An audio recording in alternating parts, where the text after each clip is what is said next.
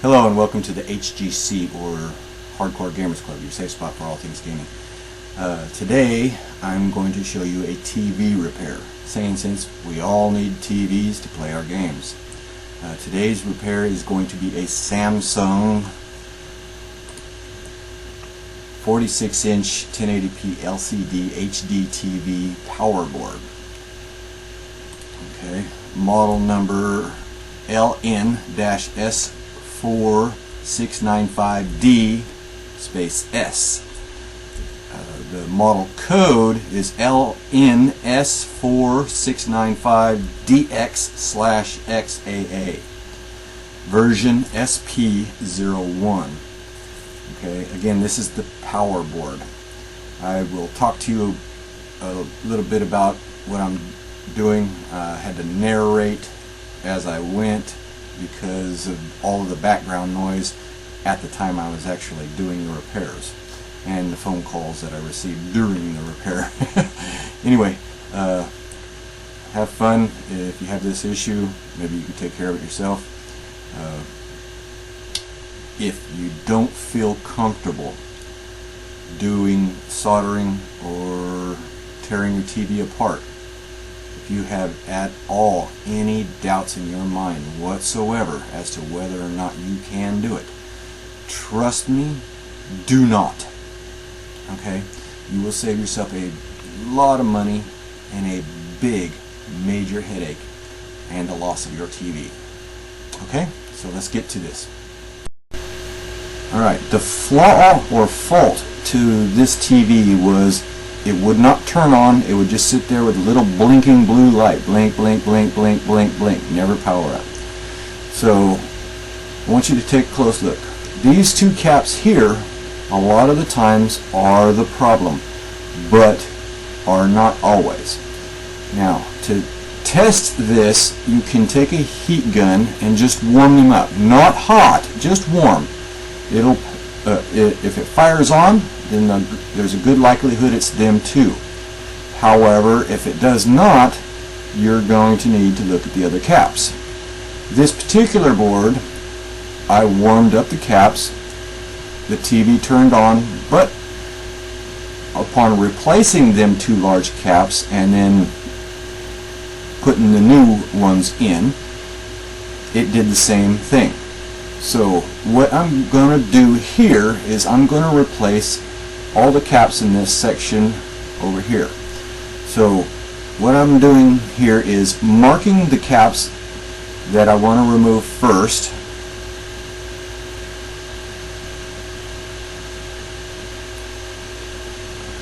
Sorry about the autofocus going in and out. I'll be fighting with that throughout the video. Okay. See how I marked them? I just put a little dot next to each one that I plan on desoldering.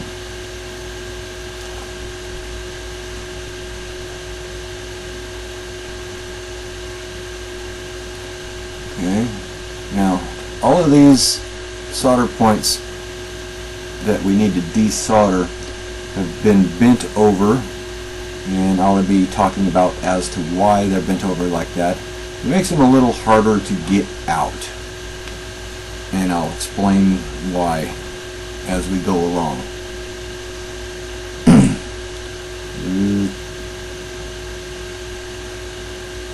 Okay, I'm gonna stop here for a second and then fix up a few things. Alright, so I've got my desoldering gun next to me. You can't see it at the moment, but I will be showing it. I'm going to take my Kenda, K-A-D-A, it's a soldering iron hot air station. I'm just going to warm up the board a little bit, not a whole lot, just to preheat it just a little bit. Just till it's a little bit warm to my hand underneath. I don't want it super hot, we don't need it super hot, and we'll only need to do this once throughout the whole thing, because as we work on it, it'll stay somewhat warm.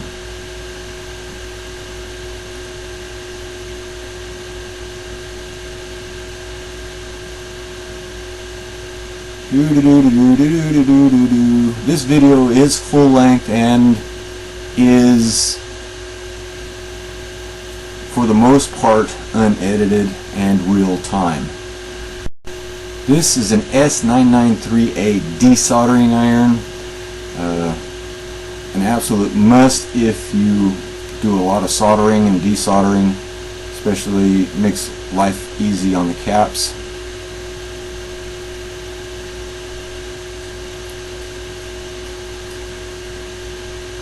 Now, what I'm doing is very carefully working the leg of the cap up as I go along. I do have to work on this gun a little bit. The heating element is a little loose, so I'm going to need to work on that later. I'm going to give you a nice close-up shot of what I'm doing here in a moment, but for now all I'm doing is desoldering some of the cap parts. Excuse me, desoldering some of the capacitors that I marked earlier. But I figured I'd give you two vantage points as to see what I'm doing with the soldering iron from a little bit of a distance and what I'm doing close up.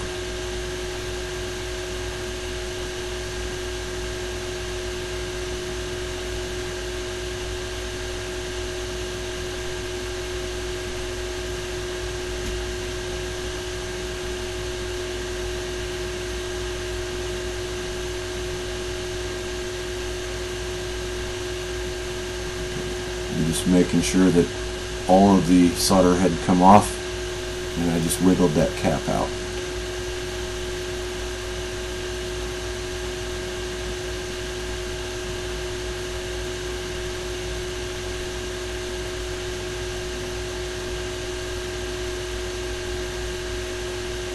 I'm trying to get up underneath the leg of that and then gently rock that leg of the cap up so that I can get a nice square flush to the solder and the solder pad, and then pull the trigger and suck the solder right off of the thing, giving it a little bit of a wiggling motion. The solder gets pulled away, the air going into the heating iron cools it a little bit, and then you pull it away, no more solder holding it in place. Really nice. And cleanup's a snap too. You just pull the little tube off and dump it in the trash, and you don't have to worry about getting lead or lead-free solder all over you. So let's give you a nice close-up of what this looks like here. You see where I did kind of slip a little bit right there, but okay, see, we're putting it over the leg, and we're going to rock it just a little bit at a time. You'll see that solder start to melt and loosen up. Okay, hold on 1 second while I, there we go. Okay, watch, rock gently. See that solder melting? We're up, we're on. Gonna wiggle a little bit, pull the trigger, and suck the solder out. Sorry about that. There'll be plenty more opportunities for you to see that, even though the blur factor comes into play from time to time, and I apologize about that. That's the autofocus, and I'll turn the autofocus off a little bit later in doing this, and you'll get a lot better shot of it. Okay, see how the legs are no longer soldered in? Just wiggle in that cap and just pull that cap right out. Okay, so we'll go a little bit further here.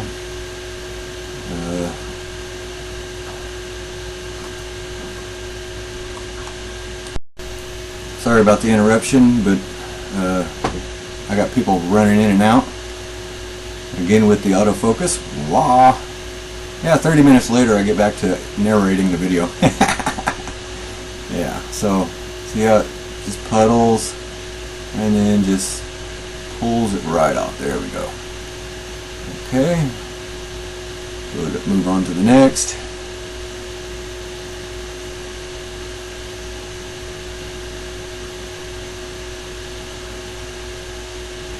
I think I was tightening up a screw on the top of the gun. let's see what we got going on here. There we go. Now we're back in. You get a little close-up of you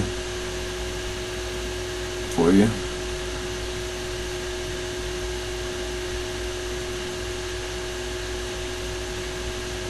Move that camera back a little bit.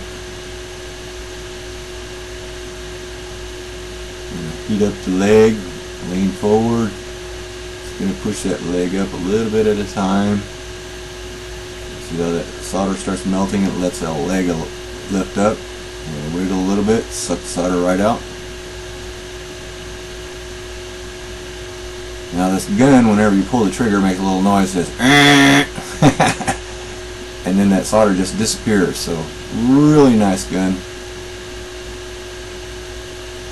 There we go. We got that all cleaned out. I'm going to take off these.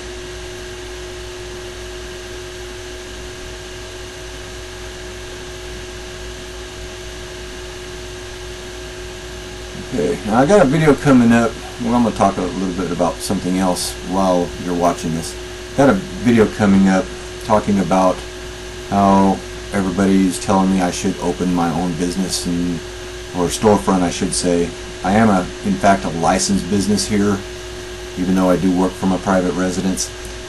A lot of people keep begging me to open a storefront. Well, I keep telling them I don't want to open a storefront because then I'll be subject to a lot of rules and regulations and all that other good stuff. You can see my drive repair stuff kind of off to the side there. And I'm going to fix the autofocus here 1 second. There we go. Alright. I'm going to pull off the caps. Anyway, like I was saying, I'd have to take out a loan, be a little teeny shop. Now, if any of you guys are interested, I'm going to be offering, because I know the majority of my watchers are repairmen. Excuse me, I got the hiccups. I know the majority of my watchers are repairmen, because ever since I started, all of the advertisements for Xbox repairs around here and everywhere that I can find have stopped putting, we're going to remove your X clamps and permanently fix your game system by bolting it, to we don't do the YouTube bolting garbage, fake repairs. So I know the vast majority of these guys are actually watching my videos, which is good. This particular cap is a 1000 microfarad 10 volt, and we're going to replace I believe 4 or 5 of these. Alright, now you'll notice these caps are a little bit different. They're a little bit smaller, but they're identical in every way. Good caps, they'll last a good long time. Now, the reason why I'm replacing all of these caps is because there was no bulged caps. A bulged cap is a good indicator of a burned cap.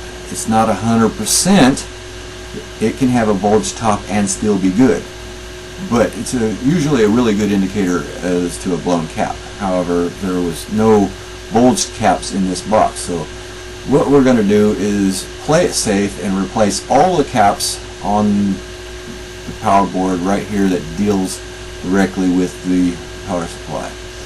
And I could have just replaced all of the 10 volt caps and left it at that, but they deal with the other caps, and the one bad cap could have potentially damaged other caps nearby, and the customer would be coming back a couple weeks to a couple months later with me needing to replace a new cap. So it's best to just replace all of the nearby caps to the bad cap, and any caps that are in direct line of the bad caps. I could have just went ahead and replaced every single cap on the board just to be on the safe side and know for a fact I got it, but replacing every cap in this section here took care of the problem. We was all happy. TV's up and running. Yay. Customer's happy. So I'll let you watch this again. Sorry, I kind of throwing things in it. Anyway, I don't want to have to go out and get a loan, $250,000 and whatnot. So I'm going to get, if I'm going to start a store, I want to start a special kind of a store. One that combines, say, Best Buy and, let's see, Hobby Town combined. Alright, now you notice I'm cutting off these legs. You want to cut these off before you solder and before you put on any flux. One, you don't want to be cutting the legs off after you solder. You can cause cracks in your solder joints. And two, you don't want to cut it off while there's flux on the board, because little teeny pieces of metal might potentially stick to the board, or you might have a leg left over, like you see off up to the center of the screen there, just sitting there. So what I normally do is, once the legs are all bent over, I'll cut them to length, because they're already bent over, the cap's not going to fall out, and then I'll clean off the board with a brush that will remove any possible little tiny flecks of metal that may have accidentally, and this one kind of got stuck underneath the leg of the other one, that might have, any teeny flecks of metal that might have fell off, or leg pieces that I cut that I might not have tossed off to the side. The last thing you want to do is power this up with something shorted. So best to cut the legs off before you solder, and before you apply flux, wipe the board down with a brush, check for any loose pieces. And there's one there, there's this one here.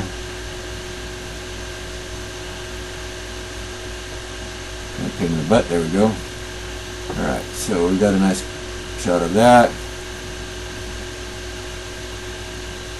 If you stick it up too high, I'll just push them down a little bit. There we go. So that's clean. Kind of hard to work using a camera. I did kind of scratch up the board a teeny bit with the camera working at the same time, but nothing major, just slightly cosmetic. Okay, so I got these all done. I'm going to go ahead and mark and remove the remaining caps.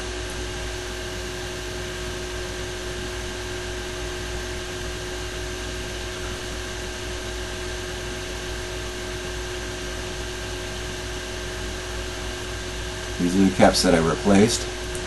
Mark them so I know I replaced them, and then we're going to remove the rest of these caps and the little ones inside. And just so we know which ones to do, locate them all at the bottom of the board before you even start working, and you can do them all at the same time and go through it that way. Anyway, like I was saying, wanted to open up a store that would be kind of a large store, incorporating the best of, say, Best Buy as far as the electronics and stuff is concerned, as well as the hobbies, helicopters, airplanes, stuff like that, kind of combining both the stores. Now, to do that and to get any size decent store, I would need anywhere from $500,000 to $1 million to start a store of that caliber. Okay. I do not want to take out a loan and work for years in the red, trying to pay all the employees and all of that other stuff before finally making profit and being forced to do what everybody else does, which is super overgouge your customers and all of that good stuff. Do repairs that didn't need to be done simply because you need to make the money. I don't want my store to be all about the repairs. I actually would like to be able to offer you guys free 2-week internship should you decide to learn how to repair.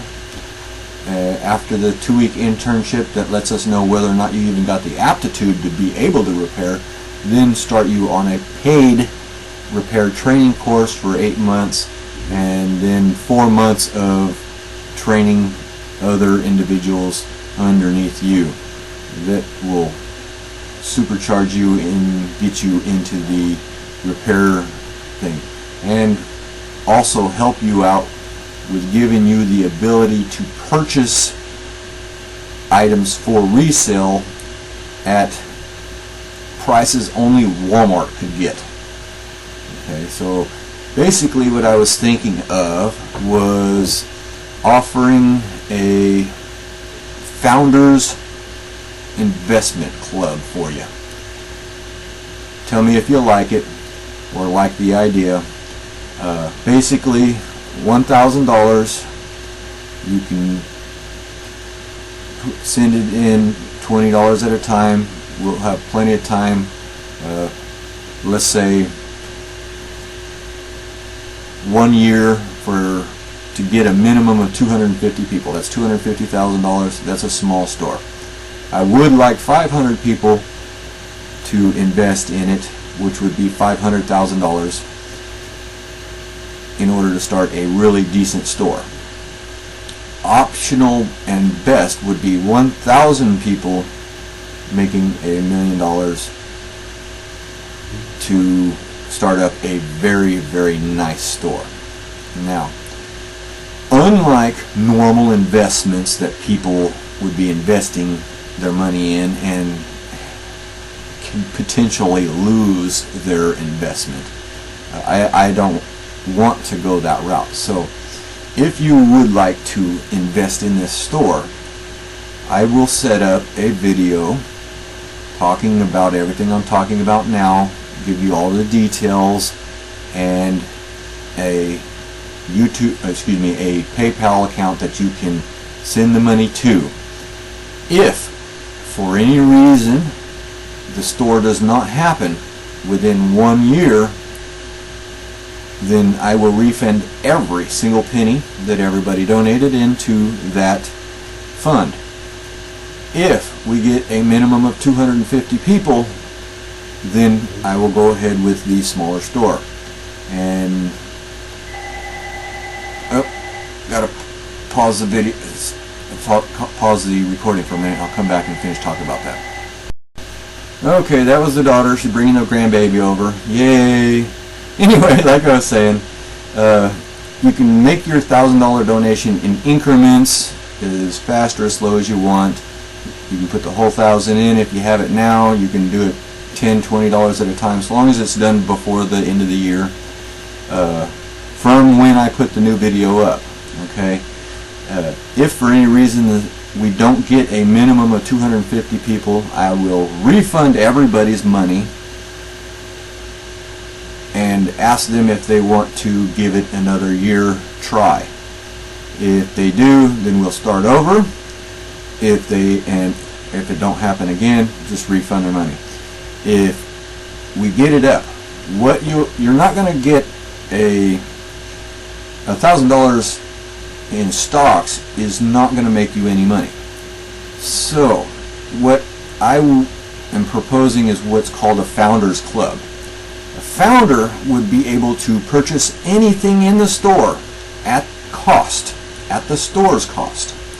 A founding member of the store would be able to have a exclusive access to what the store plans on ordering, okay, and be able to purchase it at cost. They can pick it up at the store, or if you're not in town, You would have to pay the shipping in order combined shipping for everything to be sent to you, but you would get it at cost. Okay, we're going to round it up to the nearest dollar. Okay, but you'd be able to get it at cost. So I want you to think about this: a store such as Walmart or anybody, they buy in super bulk and then they distribute it to all their stores. That's how they wind up getting such cheap products and being able to do all that stuff. Now, an electronic store, they order in bulk as much as possible. Say like the hard drives, they'll order a gross of the hard drives, or maybe 50 or 60 or so, and they get a really good price. Now what happens if you got 1,000 other people that also would like to order 5, 10, 15, 20 drives at that bulk price, or possibly even a whole additional bulk lot of drives at that bulk price? Obviously you are going to be able to purchase well over 1,000 drives and get a much better bulk price for you. So let's say we started out with an item that you wouldn't be able to purchase individually for, say, $50, which would be what everybody else is around is selling it. However, if you ordered it through the store, got it at a bulk price, you're maybe paying $25. Now, with 1,000 people jumping in on that bulk price, along with what the store is ordering, you might potentially be able to get the product at about $10 to $15. Okay, because the more quantity you can order in, the cheaper you can get it in. Okay, now if any of you know what a DX79SR is, that's a souped up computer motherboard specifically designed for gaming. Alright, you're talking about 64 gigabytes of onboard RAM and everything you can think of to get it in there. These boards run about $700. You can probably buy one used and not working very well for about $175 if you're lucky. Now, let's say the store purchases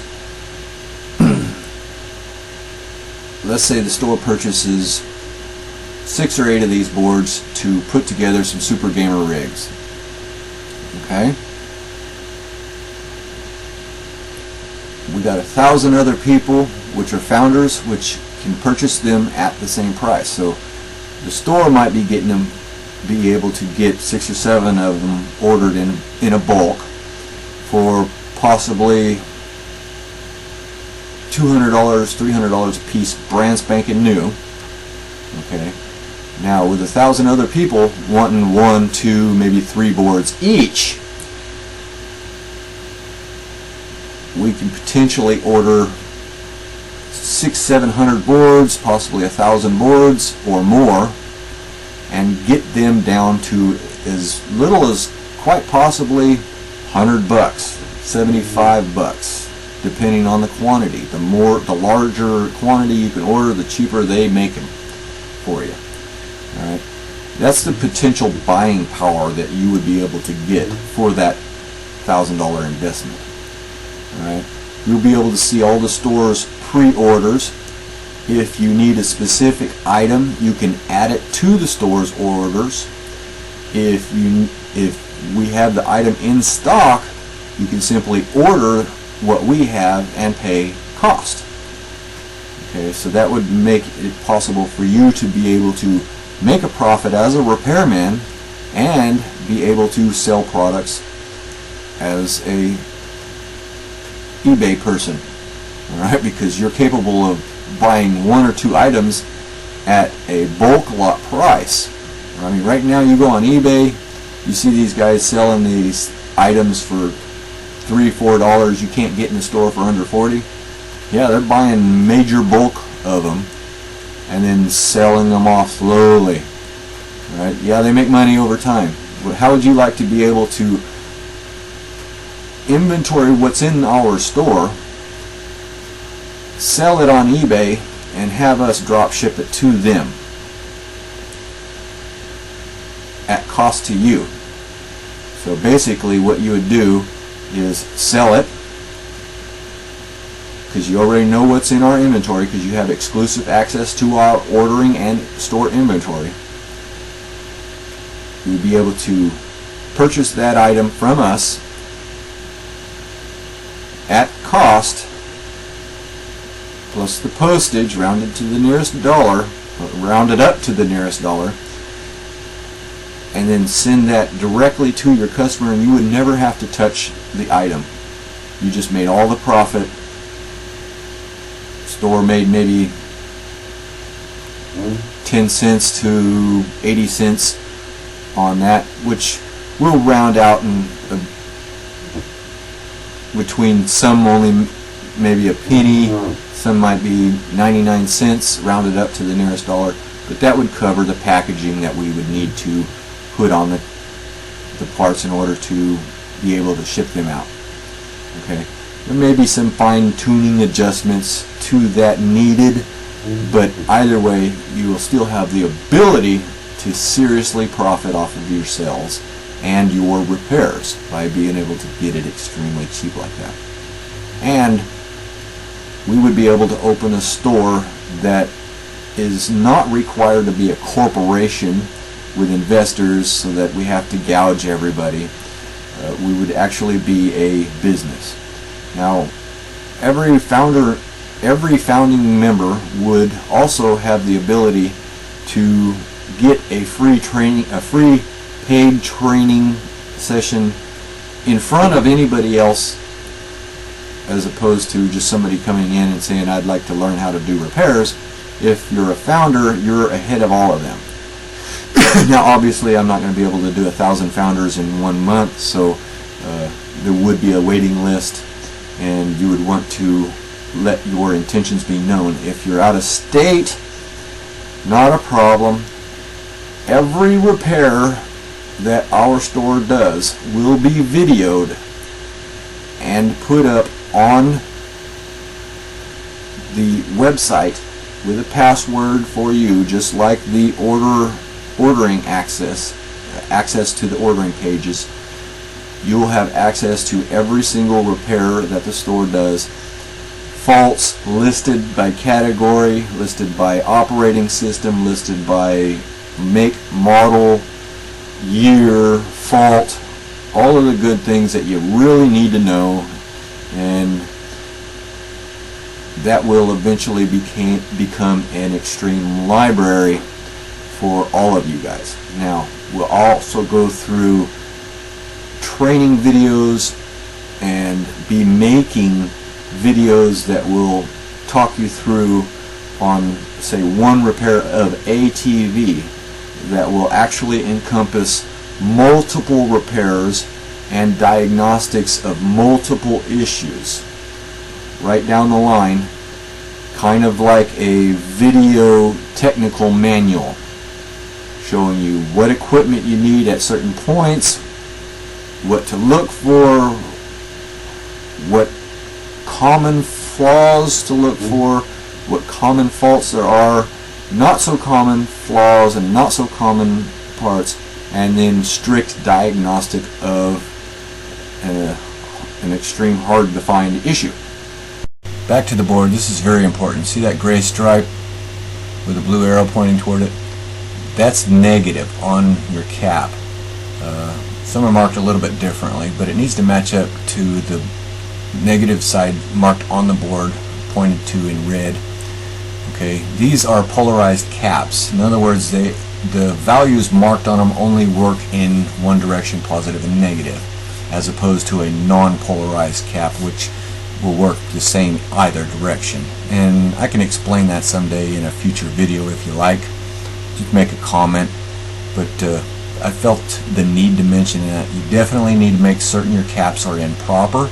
If you get them in reverse, they can literally pop like a firecracker. And I'm going to have to go for a minute.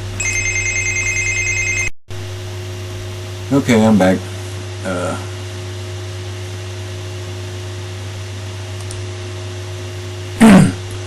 So, again, always trim your leads and clean up everything. You'll want to do all your solder work in one shot. And it's best to, again, to trim your leads and clean up anything that might have fallen on the board prior to putting flux on, which will make it stick to the board. And you can do all your solder work in one shot. Saves you a little bit of electricity too. So let's get back to what we was talking about. Anyway, there's a lot of bad information on YouTube and all of that other stuff, and I would actually like to build a good library for every single electronic, technical manual specifications, videoed, how to use them, basically educational videos that will make it to where even somebody that did not go to school can learn how to do multitudes of repairs for TVs, Xboxes, the Slims, PlayStations, all of that, reballing, reflows, proper equipment, minimum equipment required. Obviously, if you want to go out and spend $20,000 for a machine, that's maximum equipment for ease of use. But you should know what you're doing and what minimum equipment should be used to do the job right. You know, all of these guys out there with heat guns from Home Depot and stuff like that are really just ripping people off. You know, half the time the reflows are too cold or they're too hot and they kill the system, and they said, oh, it was something else. You know. Okay, so I think I'm about clean. I think I got all the caps replaced at about this point here. So I do believe I'm going to use the brush, clean that off here in a moment. And I got somebody at the door, so I'm going to have to stop recording and come back. Okay, sorry about that. I was interrupted by a customer and then the wife coming home, so half hour later again, we get to finish this off. Okay, so brush off all of the little teeny possible pieces of metal and get yourself set up for soldering all your caps in place. Do all the soldering in one shot. It's a lot easier than doing one set, then the next, then the next. So yeah, if you're interested in the proposal, leave a comment in the video. Let me know. If I get enough interest, I'll actually make the proposal video, let you know exactly what I plan and all of that good stuff. Basically what I was talking about. So maybe we can get something done like that. Otherwise, I'm just going to stay small, do what I do, and make videos every now and again whenever I get an opportunity.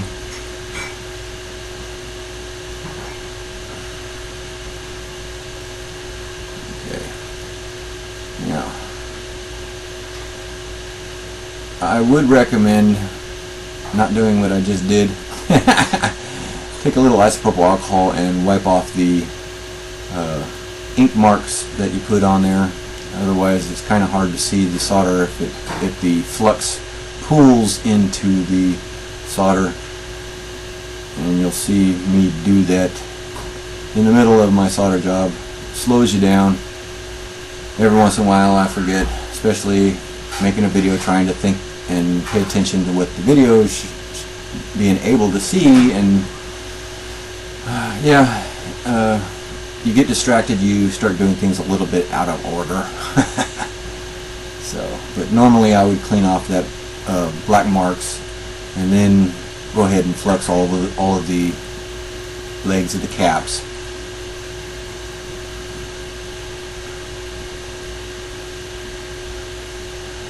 Okay, and we get our soldering iron, wait for our soldering iron to warm up. I'm going to set you down here so you can see it nice and clean.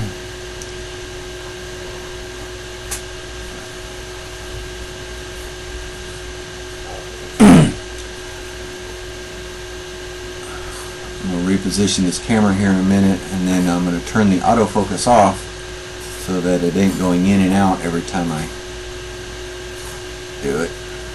Let's see.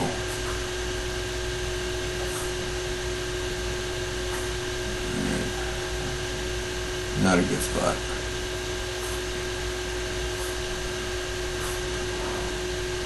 Much better spot. Just put my cell phone underneath it, give it a little bit of altitude. Point it down a little bit. There we go. Alright. So we're waiting for our soldering iron to warm up. On the soldering irons, you only want them hot enough to melt the solder. Not much hotter. You want the end of the soldering iron nice and shiny after it's tinned. If it turns black almost like within 10-15 seconds after tinning it, then you got your soldering iron way too hot for the solder. Okay, so you want to tin it. Now on this particular one, I started off a little on the cold side and had to turn the heat up just a little bit. But I'm going to show you here what it looks like when your solder is properly tinned. Alright. Put a little bit of flux on the tip of the solder gun, add a little bit of the solder,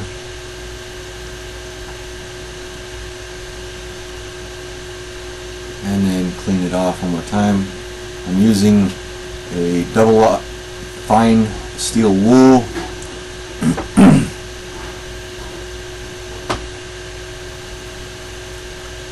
Clean it.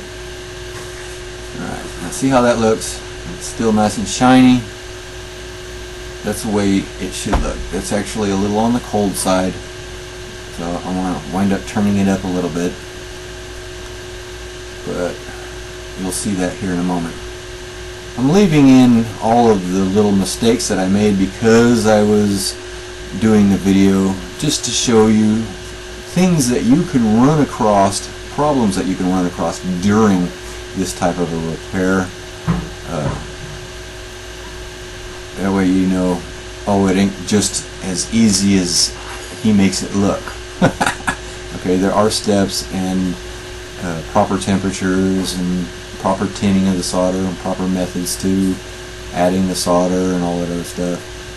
One thing out of whack and it takes a lot longer. Some people get frustrated, they throw the board, and you know, that's a customer's board or your TV. That's the last thing you want. Okay, so I need to, here I go. I'm turning up the heat a little bit here because it was not cooling the way it's supposed to. And see, now it's also starting to turn a little bit of the color. Okay.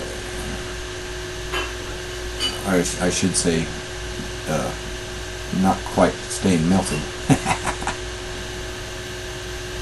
Alright, so I'm starting with a nice clean tip.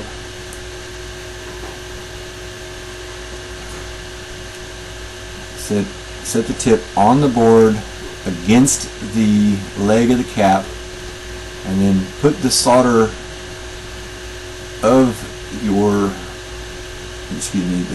put the solder to the leg of the cap and to the circuit board itself,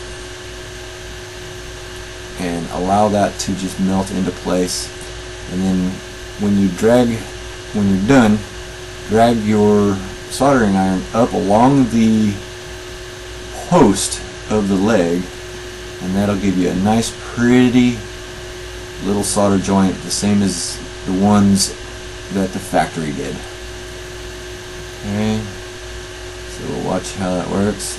So I just kind of dragged it up. If it didn't quite pull, you can hit it again, but give it some time to cool down before you hit it again. Okay, so let it heat up. These caps can take a fair amount of heat, so don't worry about that. Okay, there we go.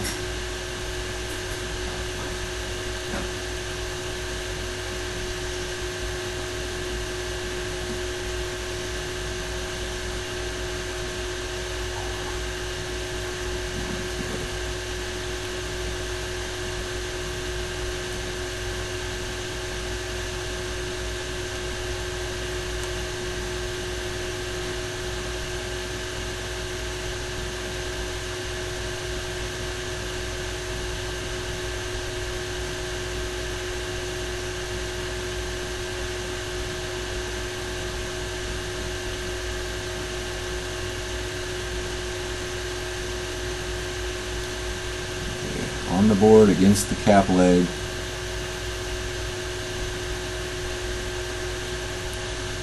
And then once it's pulled in there nice, just drag it up the top of the leg and pull it off.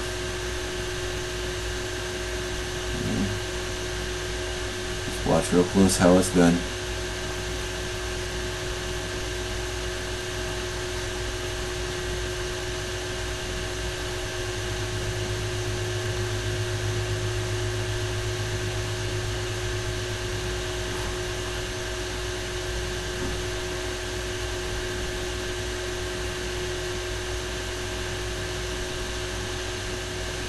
Now you'll notice the flux, when it melted and turned liquid, it actually started lifting that black marker off and started interfering with the solder. So that's not a good thing. That's why I said you should remove it before you actually do your soldering.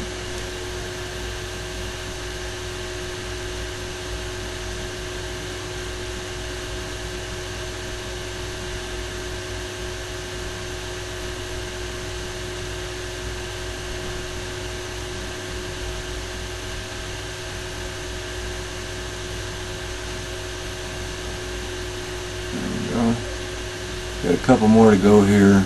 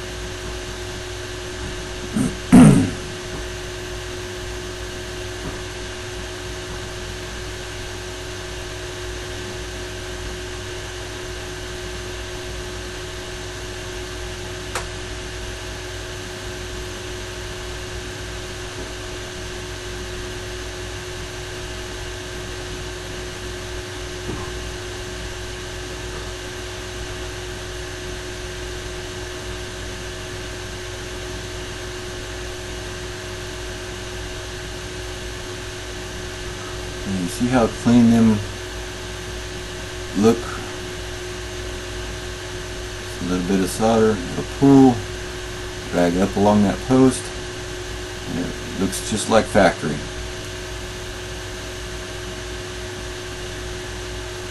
Clean some of that black ink marker off.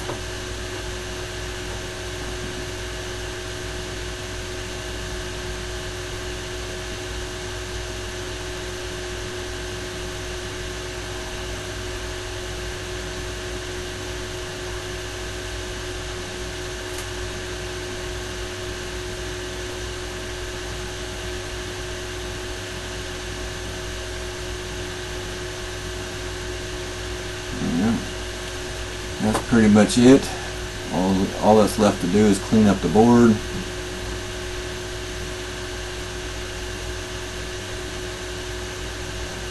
Still had one more here.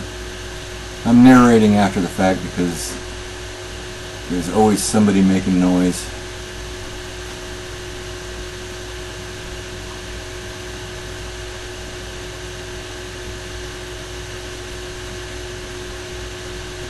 Check all your legs, make sure you soldered everything, inspect them. If you see something not quite right, or maybe one side didn't pull all the way in, go ahead and touch it up.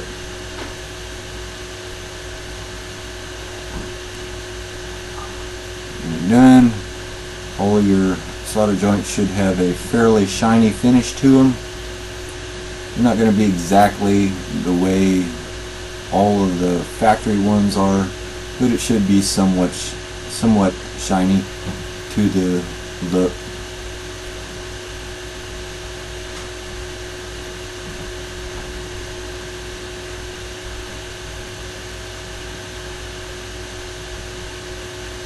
So you definitely want good coverage.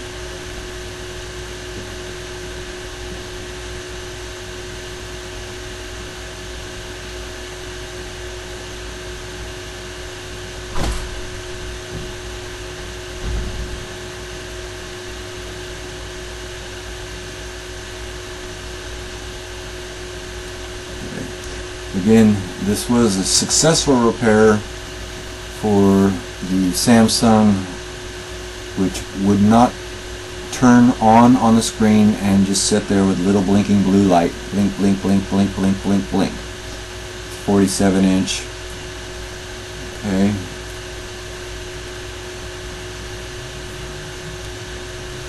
So all that's left at this point is to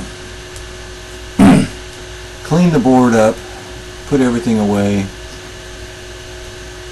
Just take some isopropyl alcohol on a Q-tip swab and clean up all of the flux off of the board, because that will become corrosive over time. If you have any scratch marks on the board at the green portion, you take your black ink marker and just lightly mark over the top of it. That'll help protect the copper beneath. If you are really heavy into making sure everything's done, you can take a aerosol can hairspray after you've cleaned everything up and spray a light layer on all of the solder section that you soldered, and that'll put a really thin coat of plastic over everything, because that's all hairspray is plastic basically, and it will help protect the solder as well as the board from any corrosion in that area. Okay, so cleanup's easy. And putting it back in the TV, you put it back in the same way you took it out. Always make sure you mark your parts, especially if there's two identical plugs nearby each other. If you have to, mark one and not the other, or mark them both with different colors, but definitely make certain you know where everything goes. Always a good idea, if you got a decent camera phone, take pictures of where all your power cords went before you take it apart, if you're fairly new to the repairs and you haven't done it a lot of times. Always a good idea. Okay, so I'm going to end this right here, and I think that's going to be it for this TV. I'm going to show you a little clip of the I might add something to the end of this. I'm not exactly sure what it was at the moment, so because I'm kind of lost track of where I was. So it may end here, it may continue just a little bit. Stay safe, happy gaming everyone, and consider my proposal. Let me know what you think about what I've talked about so far, and who knows, maybe you'll do some repairs too.